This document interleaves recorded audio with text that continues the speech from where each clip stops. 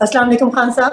جی وعلیکم خان صاحب, میرا آپ سے سوال کرنے سے پہلے میں یہ کہنا چاہوں گی کہ پاکستان کی 75 سالہ تاریخ میں آپ کا کردار ہم سب کے سامنے ہے. ایک کرکٹر کی حیثیت سے آپ نے آغاز کیا اور آپ نے بہت زیادہ کامیابیاں حاصل کی. اس کے بعد ایک پولیٹیشین کی حیثیت سے بھی آپ جب اس فیلڈ کے اندر آئے تو بھی آپ کا کردار ہمارے سامنے ہے. جو ہمیں سب سے زیادہ عام بات نظر آئی کہ آپ کے قول و فعل میں کوئی تضاد نہیں ہے. آپ نے شہرت اور پیسے کو بہت چھوٹی عمر میں دیکھا تو اس کا کوئی لالچ آپ کے اندر نہیں تھا. آج جس مقام پر آپ کھڑے ہیں, میں آپ سے یہ سوال کرنا چاہوں گی کہ آپ دریا کے الٹے رخ اکیلے چل رہے ہیں. اتنی بڑی بڑی بیرونی طاقتوں کے سامنے آپ سیسا پلائی دیوار کی طرح کھڑے ہو گئے. گزشتہ 40-45 سالوں سے سب کانٹیننٹ کے اندر جن ممالک کو ہم ایڈز دیتے تھے, آج ہم ان سے ایڈز لیتے ہیں.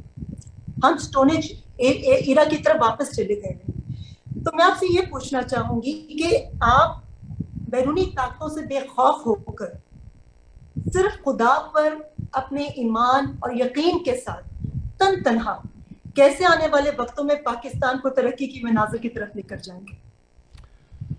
دیکھیں ریما, میں آپ کو ایک بات بتاؤں.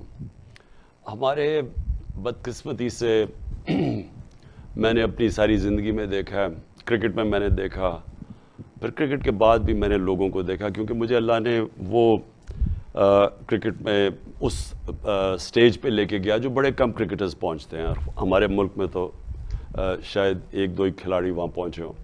تو وہ میں نے سارا سٹیج دیکھا, پھر مجھے عزت بھی ملی. پھر میں جب اس کے بعد نکلا تو تب بھی میں بڑے مختلف قسم, کیونکہ میں نے ایک دم بجائے کرکٹ میں رہنے کے میں نے ایک نئی زندگی, ہاسپٹل بنانا اور فنڈ ریزنگ, پھر اس کے بعد پالیٹکس تیسری میری زندگی تھی. تو میں ساری وقت لوگوں کو ملتا رہا مختلف قسم کے. دیکھیں میں آپ کو ایک بات بتاتا ہوں, اللہ نے انسان کو اشرف المخلوقات بنایا. ہم اللہ کی سب سے عظیم مخلوق ہیں. فرشتوں کو کہا کہ انسان کے سامنے جھکو, کیونکہ شیطان نے جب نہیں جھکا تو اللہ نے کہا تمہیں نہیں پتا میں نے اسے کتنی صلاحیت دی ہے. مولانا رومی اس کو ایک اور طرح کہتے ہیں کہ اللہ نے انسانوں کو کہتے ہیں جب تمہیں پر دیے تو تم کیوں چونٹیوں کی طرح رینگتے ہو. کہنے کا مقصد یہ ہے کہ ہم سب میں اللہ نے بہت صلاحیتیں دی ہیں. ہمارے میں مسئلہ کیا آ جاتا ہے کہ ہم زمینی خداؤں کو, ہم بت پرستی لگ جاتے ہیں راستے میں. ہم خوف کا بت پوجا کرنا شروع کر دیتے ہیں کہ مجھے کوئی ذلیل کر دے گا, میں فیل ہو جاؤں گا, مجھے کوئی مار دے گا, مجھے میری رزق, میری نوکری چلی جائے گی.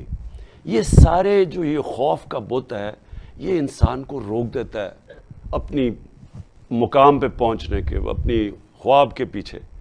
تو ہمارے نبی صلی اللہ علیہ وسلم جو ایک ہمیں اللہ کا حکم ہے کہ ان کی زندگی سے سیکھو, تو وہ بھی تو ایک, ہم نے ان کی زندگی سے کیا سیکھا. وہ انسان جو صادق اور امین تھا, 40 سال, وہ صرف 10 سال, جب 40 سال کے بعد ان کو نبوت ملی, 10 سال صرف 40 لوگ مسلمان ہوئے تھے. ہر قسم کی مشکل ان کو اٹھانی پڑی.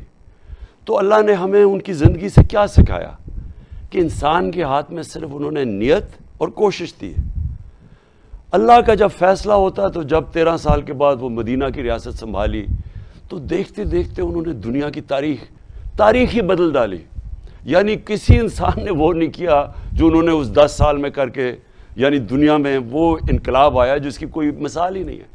تو ہمیں جب وہ اللہ کہتا ہے ان کی راستے پہ چلو, تو ان کا راستہ مشکل راستہ ہے, لیکن جن لوگوں کے پاس یہ قوت ہوتی ہے اپنے خوف کو قابو پانے کے, اور اللہ میں ایمان رکھ کے, اور لا الہ الا اللہ میں ماننے کی, کوئی نہیں ہے خدا اللہ کے سوا, وہی لوگ بڑے کام کرتے ہیں. تو اس لیے مجھے کوئی خوف ہی نہیں ہے. کیا ہوگا, میں اپنی پوری کوشش کروں گا, کیا ہوگا, میں فیل ہو جاؤں گا, لیکن میں اپنے ضمیر کو اس کا تو سودا نہیں کروں گا, اور آخر میں اپنے اللہ کو جواب دوں گا کہ میں نے کوشش پوری کی. اور یہی صرف وہ ہمارے سے ایکسپیکٹ کرتا ہے ہمارا اللہ.